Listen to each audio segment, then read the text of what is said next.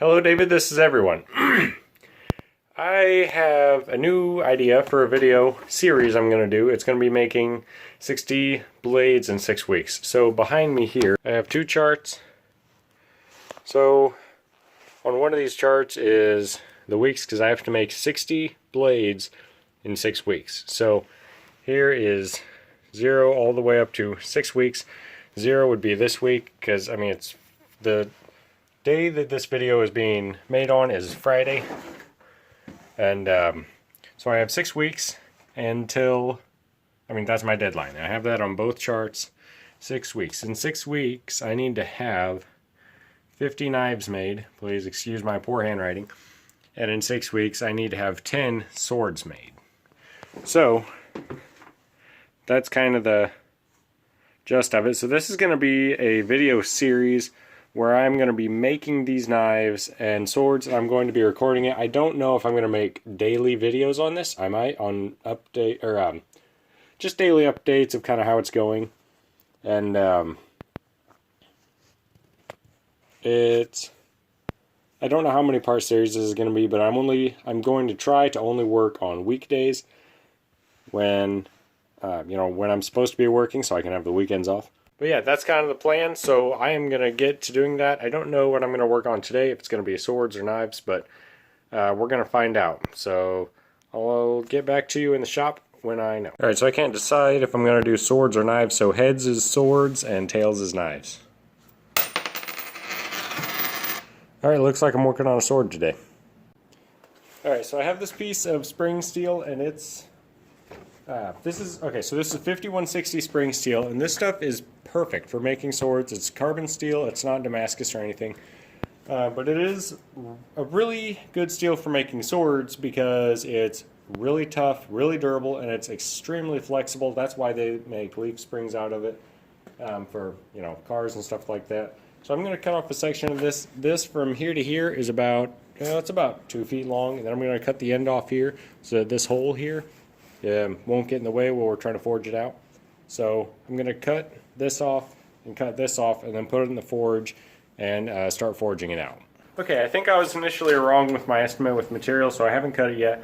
But just to give you a little idea of what I'm doing, this is the first sword I ever completed. It's actually the only one I've ever completed. It's not the first sword, or it's not the only sword I've ever tried to make, but it is the only one I completed, and there's some stuff about it I don't really like. I do have a K-bar handle on here, like this is a real K-bar handle, and the guard it's a K-bar guard, so it's really small for a sword, but the blade is a really nice length for reaching out. If I was going to fight anyone, which probably will never happen, this is about as close as I'd want to get to them. So this is about the length that I'd like to make. The one I'm going to make is going to be wider, and it's also not going to be a clean blade like this. It's going to have scale on it. All of them are going to have scale on it probably.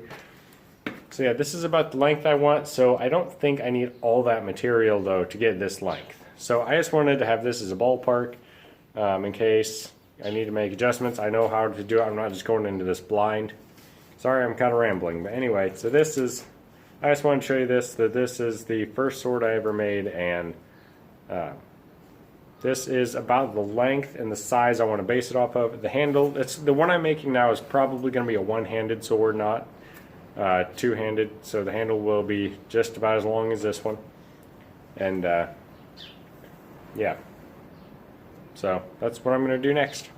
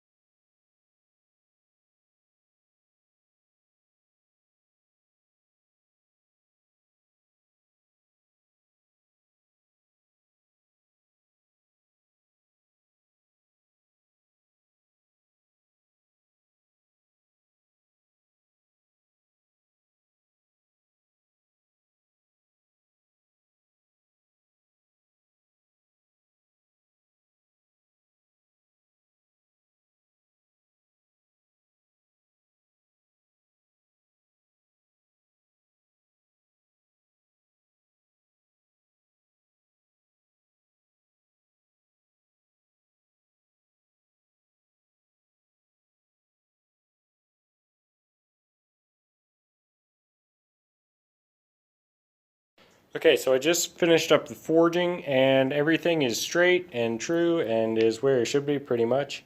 And the tip here, I'm going to have to cut that off and just grind everything straight, grind the bevels in, grind in these shoulders here.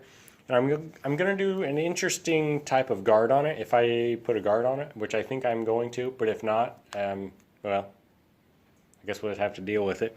The handle is full tang as opposed to a hidden tang, which most swords are hidden tang, but this one's just going to be a full tang because it's a lot easier and it's going to make the handle stronger.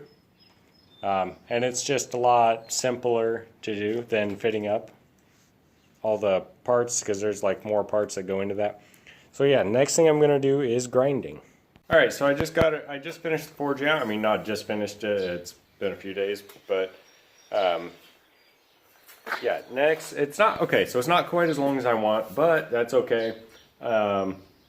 It's, yeah, swords are this length all the time. I mean, the other one was a very long sword, but the tip here, I don't know how well you can see that. It's kind of nasty. It's still got this spot here from the hole in the leaf spring. There's just some, like where it folded over. I don't know if you can see that, but I can block some of that light. It's folded over, so I have to grind that off. So I'm probably just going to cut that off, and then I have to profile it, which is not going to take too long. And then I'm going to grind in the bevels. And I'm going to grind in, so I'm actually going to put shoulders.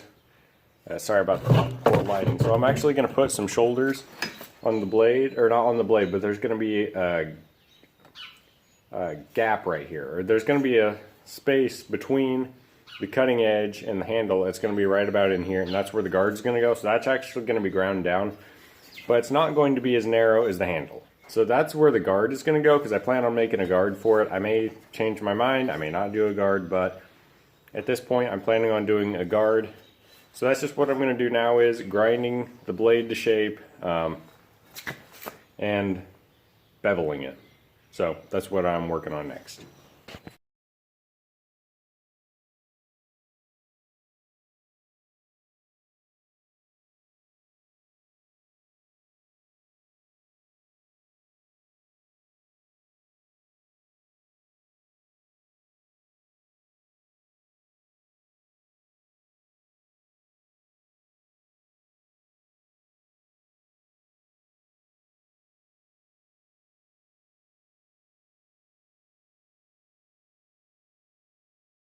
Okay, so I just finished the profiling. Yeah, that was all profiling.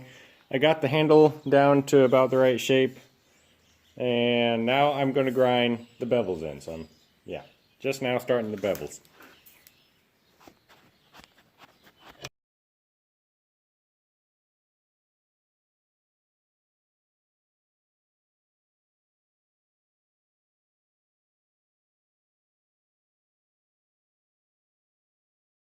Okay, I got the bevels ground in the entire way down. Now I'm just going to run it on the belt sander to get rid of the really deep scratches left by the angle grinder.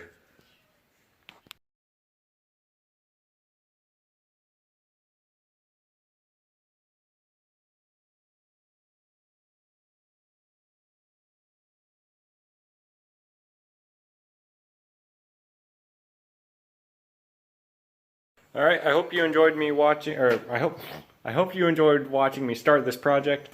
It's looking pretty good. The bevels are ground in. Next up will be heat treat, but that'll be in part 2. So thanks for watching part 1 of this series. So the handle's all done there. This, I've still got to work out a little bit up here, but yeah, for the most part, it's pretty much done. I just have to drill the pinholes in the handle, fix that, and then it'll be on to the heat treat, but I'm going to do that in the next video. So thanks for watching, and I will see you in the next video.